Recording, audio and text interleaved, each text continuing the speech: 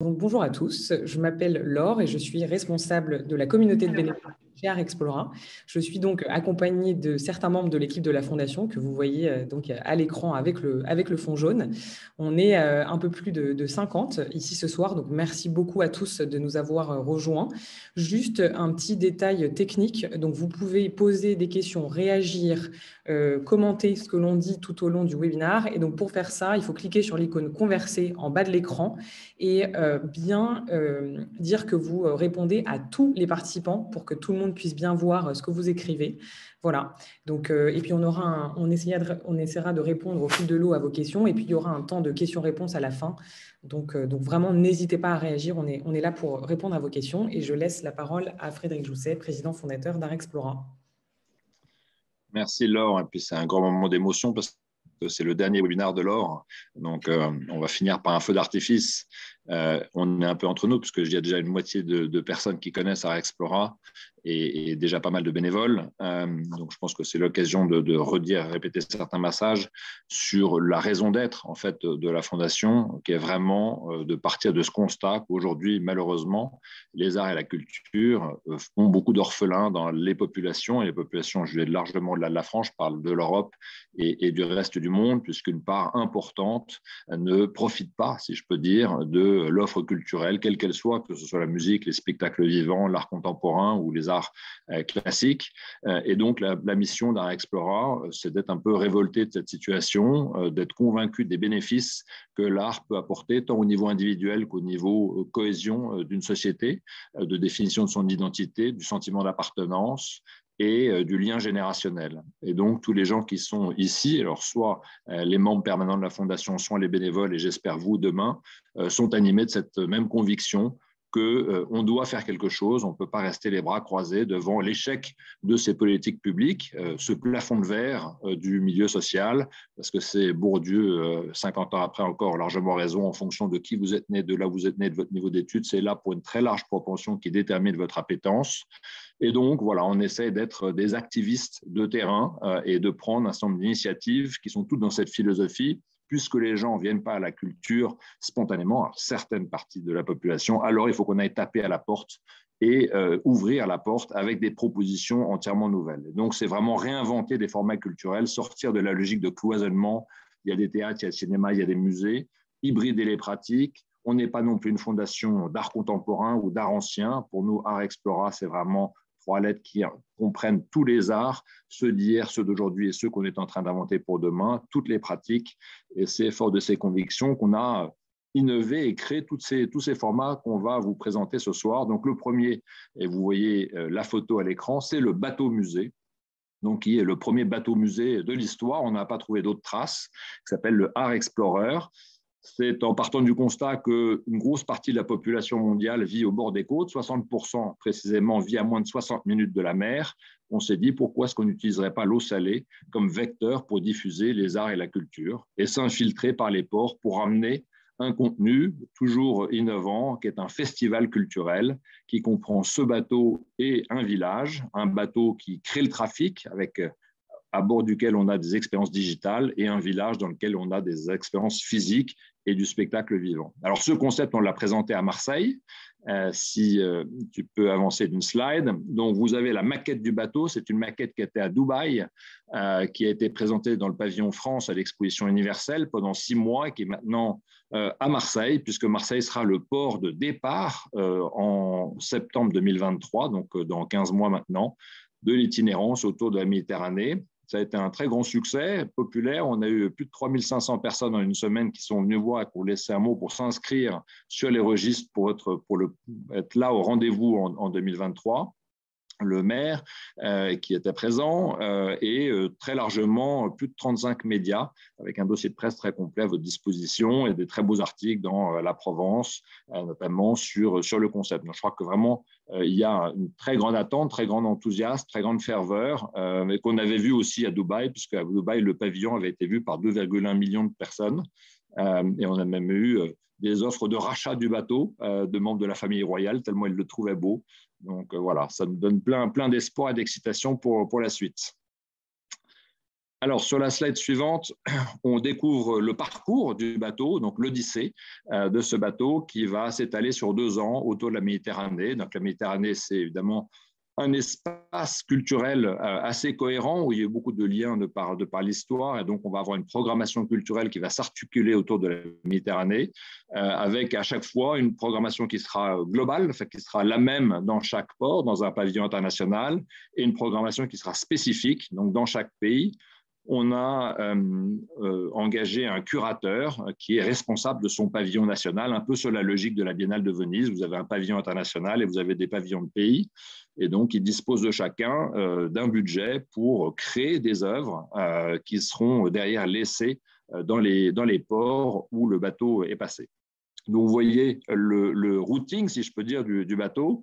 On a aujourd'hui un accueil vraiment très, très favorable des municipalités qui toutes nous ont confirmé la meilleure place, quai d'honneur, au centre de la ville, un bateau qui sera accessible vraiment à la population. L'idée, c'est que tout soit gratuit et qu'on ait un espace assez important parce qu'on déploie au sol près de 2500 mètres carrés. Donc, ce n'est pas simplement une place de port, évidemment, c'est une place de port et un parvis devant pour pouvoir, comme vous le voyez sur l'image, déployer le village avec ses pavillon qui a été dessiné par Jean-Michel Villemotte après un concours international, et dans lequel on reprend un vocabulaire maritime puisque ce sont des containers maritimes qui se déploient et qui sont reliés les uns avec les autres avec ce voile blanc qui est en fait une toile de paddle qui est gonflable et qui crée ce rythme et cette poésie et surtout la protection évidemment du soleil, du vent et de la pluie, et qui se monte en 4 jours, qui se démonte en 3 jours et qui précède le bateau dans l'arrivée de chaque port. Quand le bateau arrive,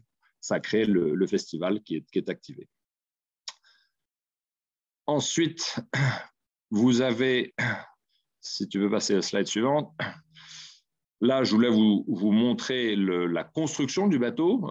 Donc, la construction qui a démarré il y a 1 an maintenant. Enfin, le projet a démarré il y a 4 ans, parce qu'il y a toute une phase, évidemment, de design, de choix d'un concours d'architecture internationale navale. Les architectes qui ont gagné, c'est Axel de Beaufort et Guillaume Verdier, qui sont rien de moins que les 2 derniers vainqueurs de la Coupe de l'Amérique avec le défi néo-zélandais. Donc, c'est un bateau qui non seulement va être très beau, va aller très vite, et qui, comme vous pouvez le voir, est en aluminium. 320 tonnes, un mât de 57 mètres de haut. Ce sera le plus grand catamaran jamais construit à ce stade quand il sera mis à l'eau. Alors, les records sont faits pour être battus. Ce n'est pas juste une question d'ego ou d'ambition, c'est qu'en fait, on voulait vraiment avoir un capacitaire important pour accueillir plus de 2000 personnes par jour à son bord. Et donc, on peut avoir à peu près en simultané entre 180 et 200 personnes. Et donc, sur des créneaux d'1 heure à peu près de rotation, multiplié par 10 à 12, ça donne cette jauge de 2000 personnes par jour. Donc, c'est vraiment toute l'ambition du projet. Ce bateau, c'est un véritable couteau suisse parce qu'il y a à son bord 6 cabines doubles dans lesquelles ce sera l'occasion d'héberger des bénévoles quand ils seront dans les étapes. C'est sur le bateau que les bénévoles dormiront pour être les médiateurs du village et des pavillons, des artistes en résidence maritime flottante donc quand il est dans les étapes, ou des directeurs d'institutions culturelles, ou des journalistes sur des thématiques qu'on peut imaginer s'emparer d'une question, je sais pas, la question des musées disparus, des restitutions, etc., et réunir des personnes pendant 2-3 jours et écrire un livre blanc à l'issue de cette réflexion en mer. Donc, c'est vraiment un projet qui est protéiforme, si je peux dire, qui est à chaque fois le même et différent. Et ce bateau a une composante environnementale très importante, puisqu'il est à voile et comme il a les côtes très fines, il va marcher à voile plus de 80% du temps. Et il a des panneaux solaires sur une surface très importante qui permettent de produire une part importante de l'énergie consommée à bord. Voilà pour le projet naval. Il y aura 9 équipages permanents professionnels qui sont des marins qui sont en cours de recrutement, et la mise à l'eau est prévue aujourd'hui en septembre 2023. Autre grand projet, autre format innovant. Alors là, on part dans les airs puisque la photo qui est devant vous est une ancienne usine de ballons dirigeables. Ça s'appelle le hangar Y. C'est en fait une architecture complètement réutilisable, durable, puisque c'était un pavillon de l'exposition universelle de 1856 de mémoire qui a été démonté et remonté dans ce parc de chalets qui fait 13 hectares à Meudon, donc qui est littéralement à 5 km à vol d'oiseau de la Tour Eiffel. C'est d'ailleurs une architecture Eiffel. Vous voyez les entrelacs de fer typiques de cette période. Le bâtiment fait 70 mètres de long, 40 mètres de large et 30 mètres de haut, donc c'est des tailles vraiment considérables. On a plus de 2 fois 600 mètres carrés d'exposition possible dans les mezzanines.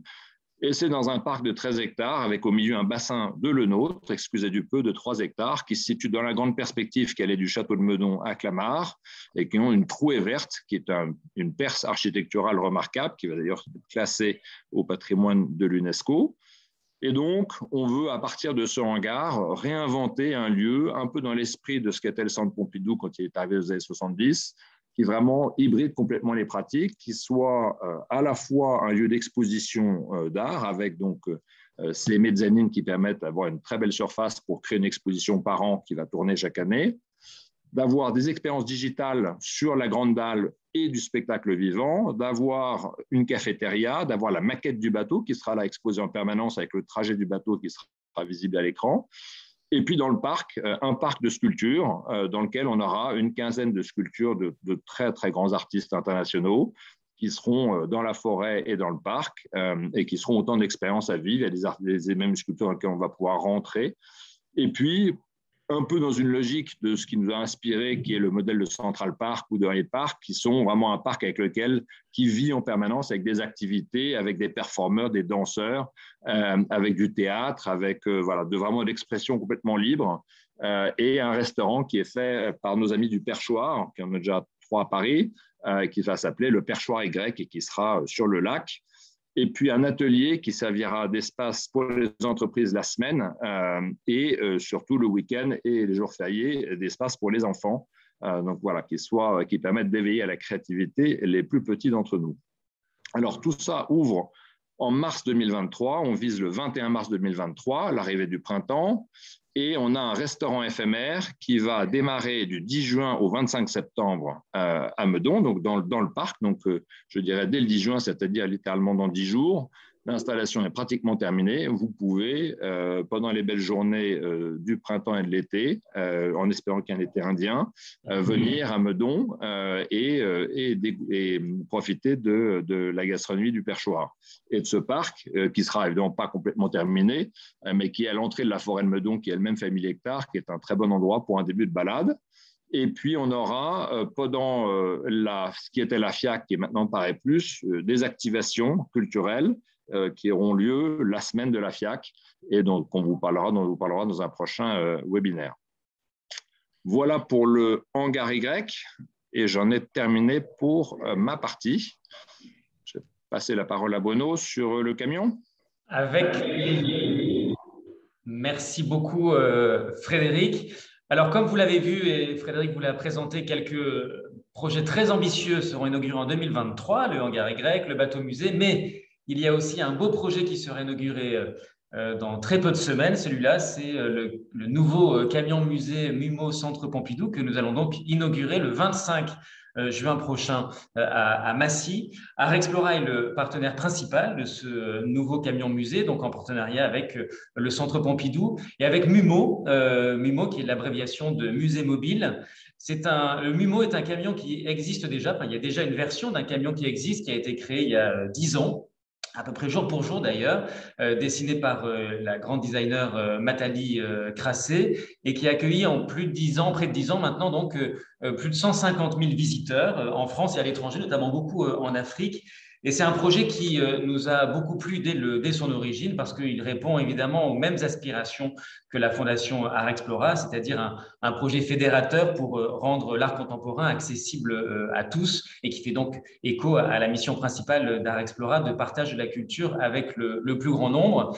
Et le musée mobile, la première version du musée mobile a cette particularité d'aller dans des endroits, notamment dans des zones rurales ou périurbaines dans lesquelles l'offre culturelle est assez faible, parfois même inexistante.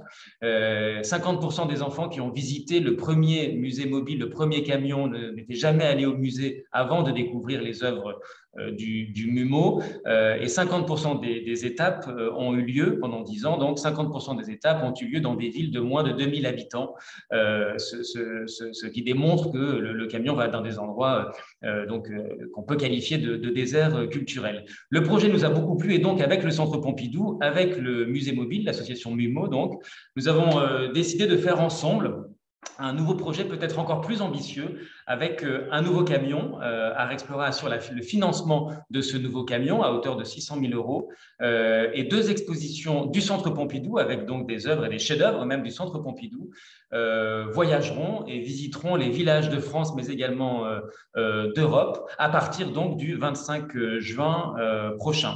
Ce nouveau camion a donc été dessiné là par Hérault Arnaud Architecture.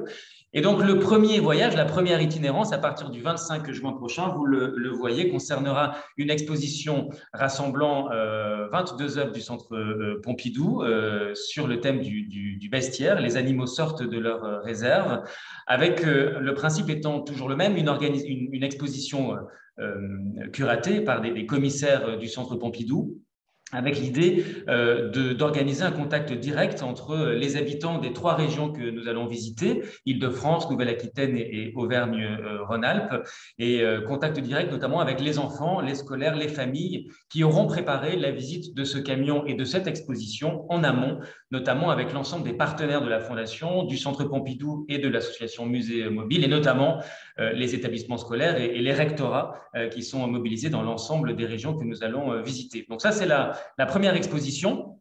La seconde exposition, non pardon, là je vais vous parler d'abord d'un podcast, excusez-moi, Art Explorer Finance, je vous le disais, le camion, c'est la raison pour laquelle nous sommes le partenaire principal, mais nous avons également souhaité avec l'équipe de la Fondation nous investir plus particulièrement sur la médiation innovante. C'est la raison pour laquelle à bord du camion MUMO, vous pourrez découvrir un podcast produit par Art Explorer intitulé donc Bestiaire imaginaire, et nous avons fait appel à 4 écrivains assez connus pour la plupart d'entre eux, la totalité d'entre eux d'ailleurs, qui proposeront tous leur regard sur une des œuvres exposées dans le camion. Ce podcast permettra donc de mieux comprendre certaines des œuvres de l'exposition et sera par ailleurs accessible, pas uniquement pour les visiteurs du musée mobile, du camion, mais également pour tout un chacun, dont vous-même, qui pourrez accéder à ces podcasts produits par Art Explorer sur la plateforme Art Explorer Academy, que je vous invite par ailleurs à télécharger gratuitement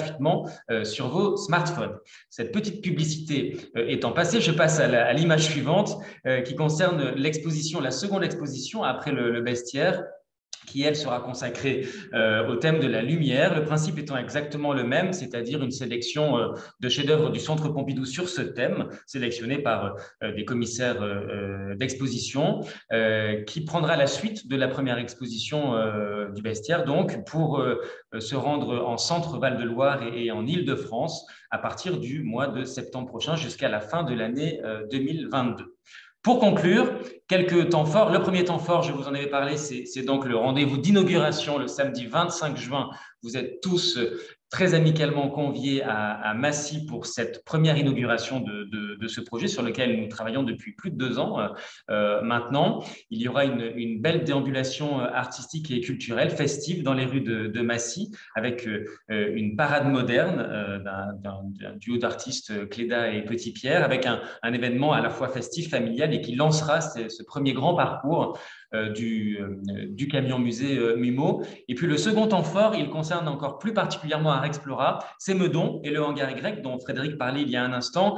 Et dans cette perspective de préfiguration avant l'ouverture officielle du lieu au printemps 2023, nous souhaitons avoir un week-end d'inauguration, de préfiguration avant l'inauguration, pardon, qui aura donc lieu du 20 au 23 octobre prochain. Et le camion MUMO fera une étape au hangar Y pour quelques jours, pour une découverte à la fois du camion, mais aussi une découverte du lieu, du hangar Y et de son parc en exclusivité. Et je conclus en disant que ce projet, il souhaite aussi intégrer l'engagement des bénévoles de la Fondation à plusieurs étapes. D'abord en préparation des étapes du camion, notamment dans les régions dans lesquelles le camion se rendra. Nous attendons des idées des bénévoles, à la fois de lieux, de partenariats avec des écoles, avec des institutions culturelles, avec des villages et des zones périurbaines, par exemple. Lorsque le camion arrive dans un endroit, un village ou une ville ou dans une cour de collège, par exemple, accompagner les professionnels de la médiation à accueillir le public, accompagner aussi les scolaires. Et puis enfin, un rendez-vous évidemment à Massy pour fêter avec nous le grand lancement de ce projet qui nous tient beaucoup à cœur. Voilà en ce qui me concerne. Et je crois que je donne la parole à Blanche. Oui, merci beaucoup Bruno. Bonjour à tous. Moi, je vais vous parler des résidences d'artistes.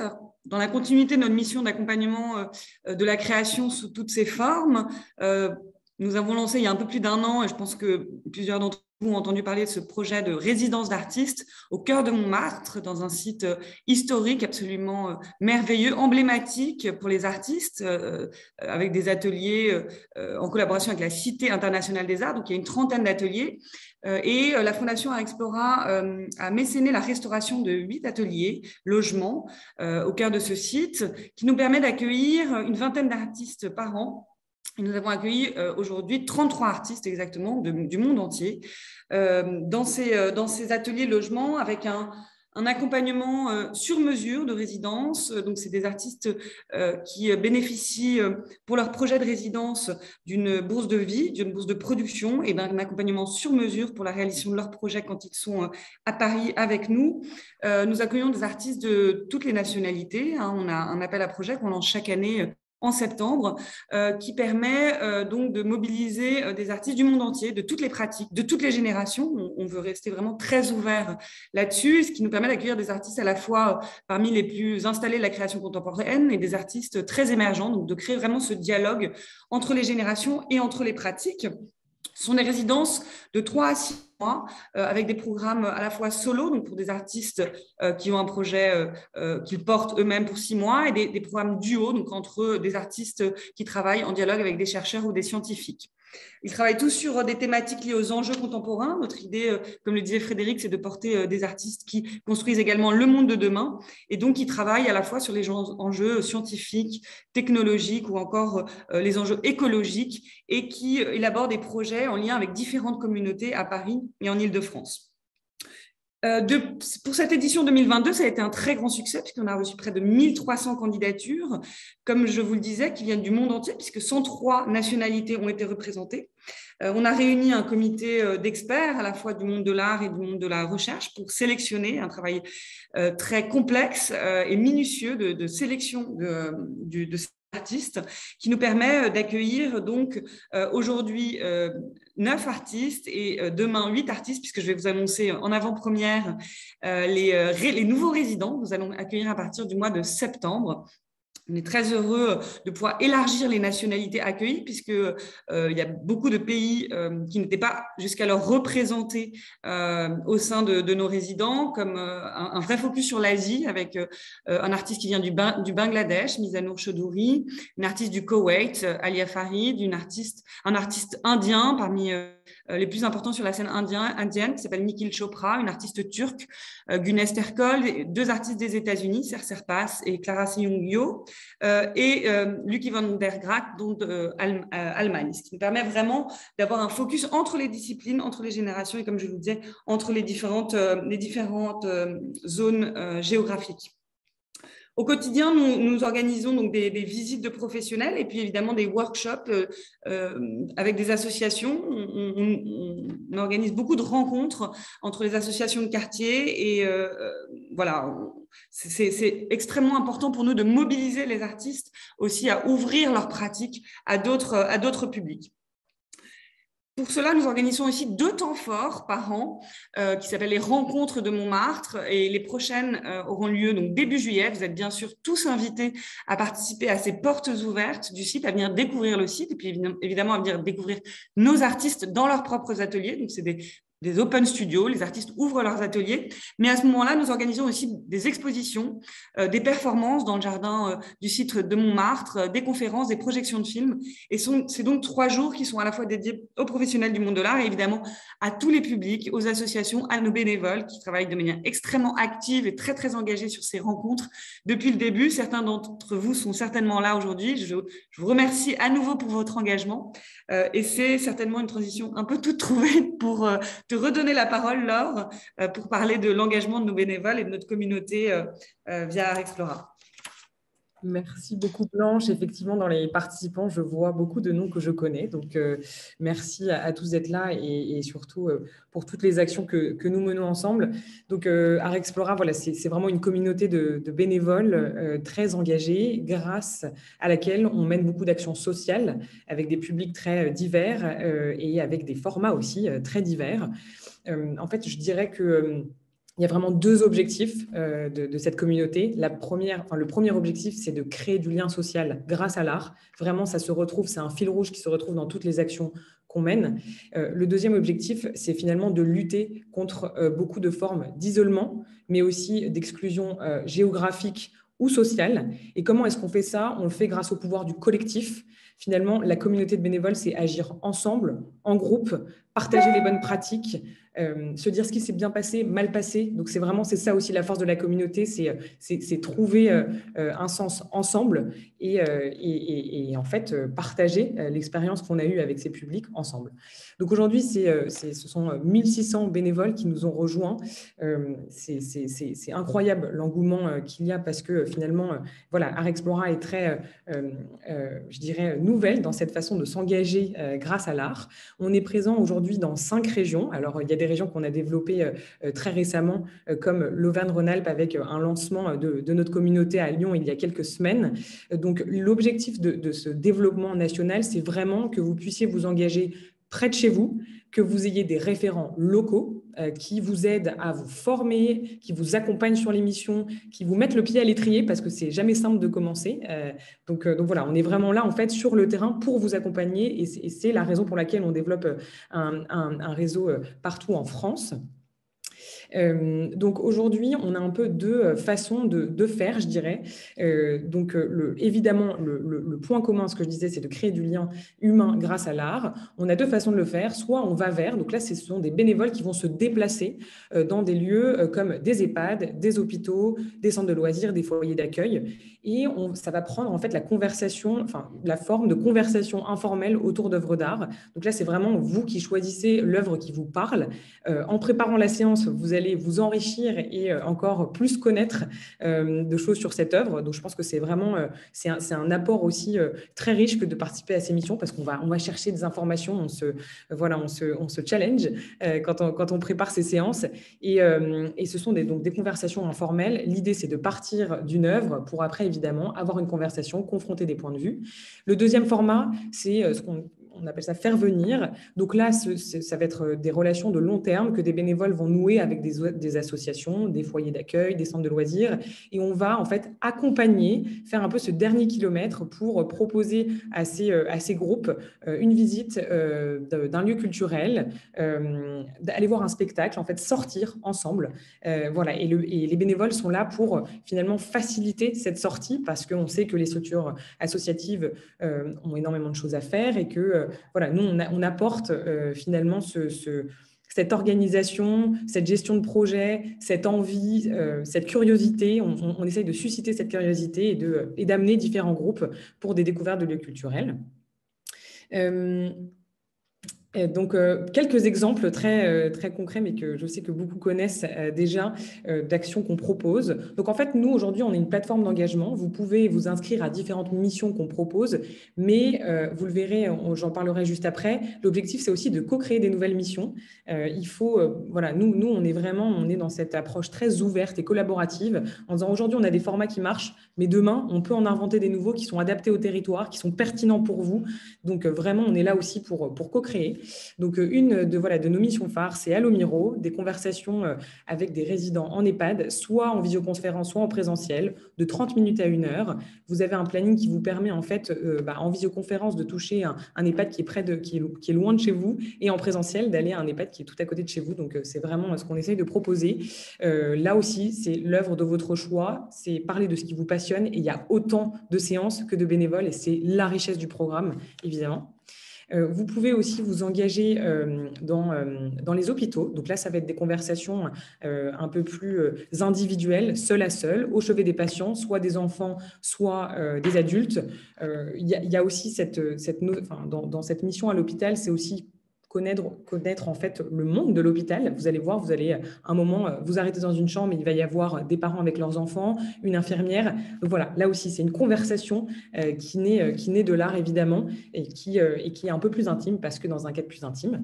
Enfin, on a des missions en centre de loisirs. Donc là, on fait appel à votre force de proposition.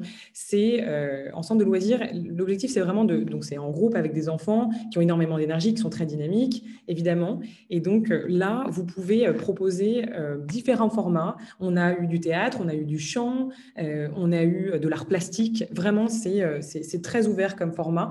Et là aussi, autant d'activités que d'idées de bénévoles et de participants. On a aussi dans ces différents formats, on a développé un format dernièrement qui s'appelle un pied haut, qui peut être là, donc un pied au musée, mais ça pourrait être un pied aussi autre part, dans un autre lieu culturel, où là, on va créer des promotions de bénévoles. Par exemple, on en a une aujourd'hui avec le Louvre. Ce sont 30 bénévoles qui, pendant l'année, donc déjà se connaissent très bien, vont être formés par le musée pour avoir toutes les clés d'entrée. Quand on dit les clés d'entrée, c'est je sais quand j'arrive où est le vestiaire, je sais où sont les toilettes, je sais comment accueillir un groupe, je sais comment arriver dans tel ou tel espace du Louvre. Voilà, c'est vraiment ces donner ces petites clés d'accès. Et puis après, évidemment, c'est laisser place à la médiation professionnelle. Mais c'est voilà, nous, on est ce petit trait d'union et on va essayer de comprendre les besoins de l'association. Donc, des bénévoles en binôme vont aller voir des associations, vont leur dire, voilà, nous, on vous propose pendant l'année, de programmer 4 visites dans le musée du Louvre, dans d'autres musées. De quoi vous avez besoin? Qu'est-ce qui vous fait envie? Voilà, nous, on essaye d'accorder les envies à ce que peut proposer un musée. Donc, c'est un format qu'on veut évidemment développer dans d'autres lieux partout en France. Donc, ce que je disais, votre force de proposition, c'est finalement ça le plus important, c'est qu'on se rend compte qu'en participant à 2-3 missions, il y a des idées qui vous viennent et il y a des choses que vous avez envie de développer. Et nous, en fait, on est là pour ça, c'est-à-dire qu'on a développé des outils donc de mobilisation de communauté, de gestion de projet, de mise en relation, de référents bénévoles qui vous permettent, vous, de développer votre propre projet. Vous êtes les plus à même de savoir ce qui est important pour votre territoire, pour l'EHPAD à côté de chez vous, pour le centre de loisirs à côté de chez vous. Donc, voilà, si vous avez évidemment une idée que vous voulez développer, n'hésitez pas à me contacter et c'est vraiment avec grand plaisir qu'on mettra ça en place ensemble. Je voulais aussi vous dire qu'en termes de très concret et très tout de suite, donc vous pouvez participer à une de nos actions phares qui est le prix européen en partenariat avec l'Académie des Beaux-Arts qui en est à sa 3e édition et qui est donc un prix qui vise à récompenser les organisations culturelles qui sont les plus innovantes pour engager de nouveaux publics. Là, l'idée, c'est que vous pouvez nous aider de 2 façons, soit faire connaître ce prix. Et donc, nous, on a vraiment des documents, des supports que vous pouvez partager autour de vous à des personnes qui travaillent dans des institutions culturelles qui vous pensez peuvent être pertinentes pour ce prix-là. Ou alors, nous faire remonter des initiatives intéressantes qui, en fait, cadrent avec ce prix.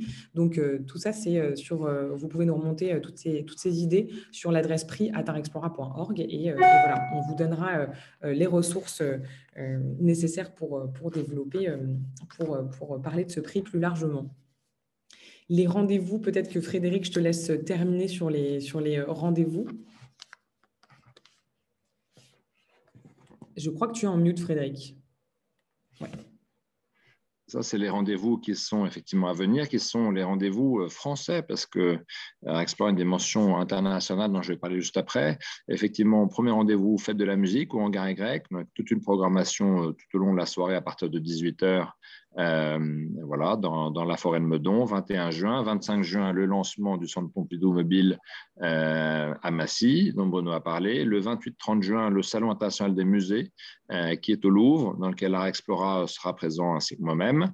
Et le 1er, 2, 3 juillet, donc cette grande fête des rencontres de Montmartre, où vous pouvez venir visiter ce petit bijou d'un demi-hectare qui est à 200 mètres de la butte Montmartre. Si vous n'êtes pas venu à la butte Montmartre depuis longtemps, c'est l'occasion d'y revenir aussi, là où sont nées toutes les grandes résidences d'artistes depuis le début du XXe siècle, et rencontrer évidemment nos résidents. Donc, voilà les événements à très court terme. Et puis, peut-être l'actualité internationale, parce qu'Art Explora est aussi présent en Angleterre. Et donc, on a en Angleterre une initiative majeure avec le British Museum, qui va s'appeler le Culture Bus, où on va emmener 100 000 enfants britanniques sur les 4 prochaines années visiter le British Museum et des musées partenaires. Donc, si vous êtes en Angleterre, c'est aussi l'occasion de vous engager avec Art Explora. Et on est en ce moment en train de discuter de la même opération avec le Prado en Espagne. Voilà les différents engagements que vous pouvez prendre et on vous invite évidemment à nous suivre sur les réseaux sociaux que vous avez découverts ici à l'instant et à devenir bénévole avec le lien qui est sur le site web où vous avez toutes les informations pour vous engager avec nous.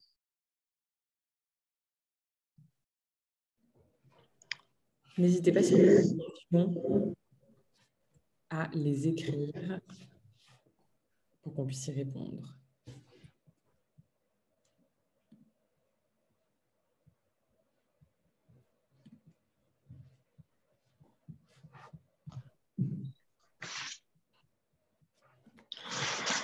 Et puis, n'hésitez pas aussi à recruter autour de vous des amis, déjà à les abonner à nos réseaux sociaux ou à la newsletter, parce que comme on a vu, c'est un moyen très efficace pour faire venir des bénévoles sur nos actions. Donc, ça, c'est la première chose.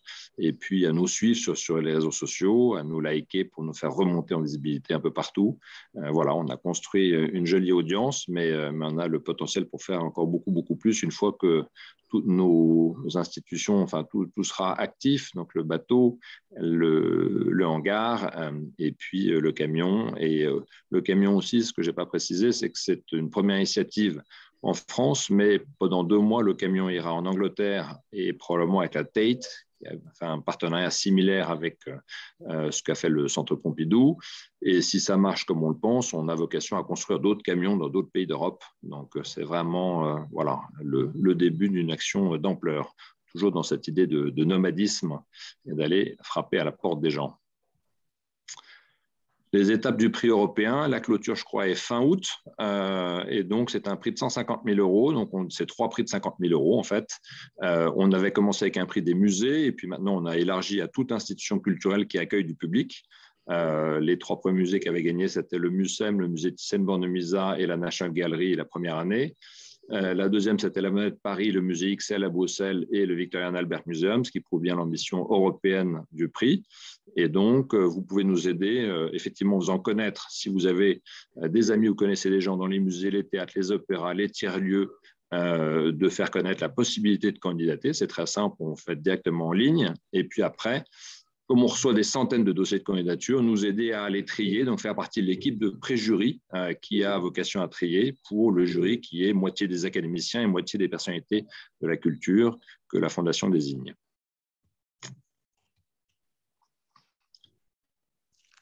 Sur la question des rencontres, pardon, je vais peut-être du coup répondre à cette question pour les rencontres avec les artistes de Montmartre. Alors, tous les mercredis matins, on organise des petits groupes de visites d'ateliers.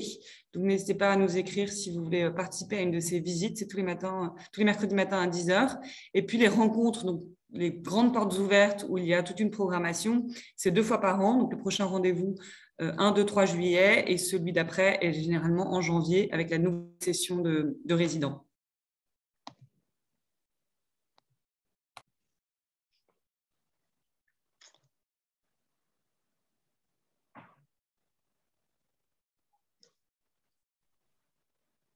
Parfait. Je crois que s'il n'y a plus de questions et de remarques, un très, très grand merci du fond du cœur au nom de toute l'équipe, de votre participation et de votre mobilisation. Et puis, on vous dit à très bientôt, probablement pour un dernier webinaire avant les grandes vacances. Et en attendant, un excellent mois de juin. À très bientôt et rendez-vous dans nos nombreuses initiatives. À bientôt. À bientôt. Merci, à bientôt.